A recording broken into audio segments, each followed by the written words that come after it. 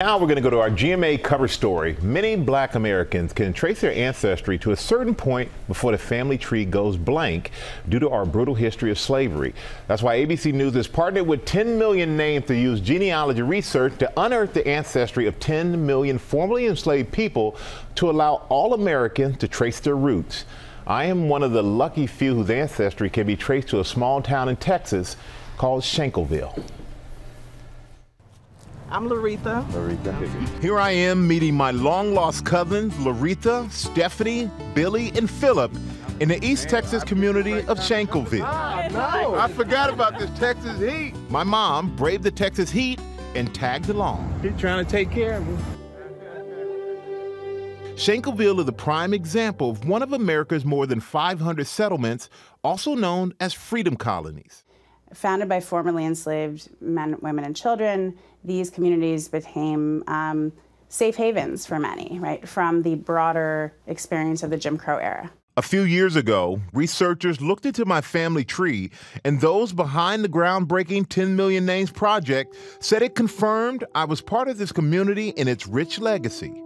And it all began with Jim and Winnie Shankle. Can you tell me the story of Jim and Winnie Shankle? Okay.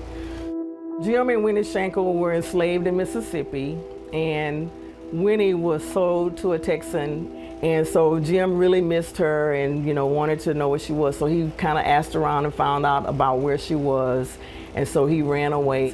Now a runaway slave, Jim was risking his life, dodging police, slave patrols, and professional slave catchers to find Winnie. He somehow managed to make it 400 miles on foot across the Mississippi River and found his beloved Winnie.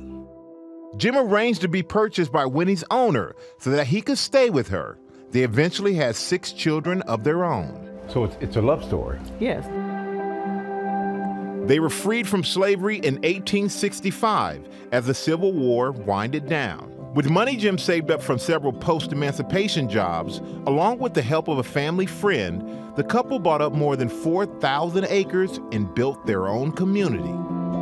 This neighborhood had a store, schools for kids, a college, a cotton gin, grist mills, farms, cemeteries, undertakers, and churches. Things unheard of or unavailable to most black Americans at that time. Mike, this is our church, CME Methodist Church and community. It was the first church in this community. We have 3 at the time.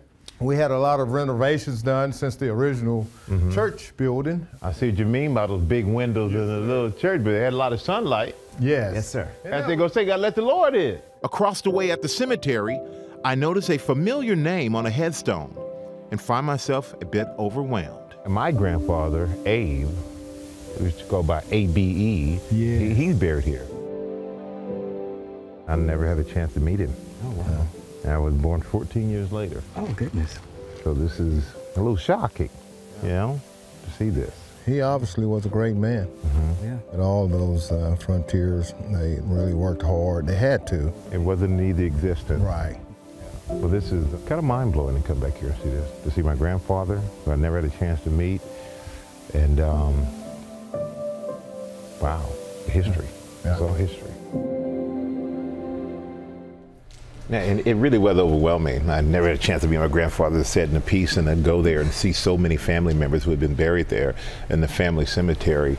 It was something to know where you come from and the history of your family, but to have an area where this is where we are from, this is where we belong, and every year family gets back together there for homecoming. And the love story. And a love story, 400 miles. Trying to evade being captured, to be sent back to the farm where you were a slave to find a woman that you loved. Your great-grandfather fought so hard for that. Yeah, and that's something that I and everyone else should never forget about their history. My story, my journey, and my story, it underscores why the 10 Million Names Project is so important. It's giving all of us our history back. For more on that, you can go to goodmorningamerica.com and you can see more of my journey home tonight on ABC News Live Prime with Lindsay Davis at 7 p.m. Eastern and later on Nightline. Yeah, an incredible story. Thank you. Well, hey. Hey there, GMA fans. Robin Roberts here. Thanks for checking out our YouTube channel. Lots of great stuff here. So go on, click the subscribe button right over here to get more of awesome videos and content from GMA every day, anytime. We thank you for watching, and we'll see you in the morning on GMA.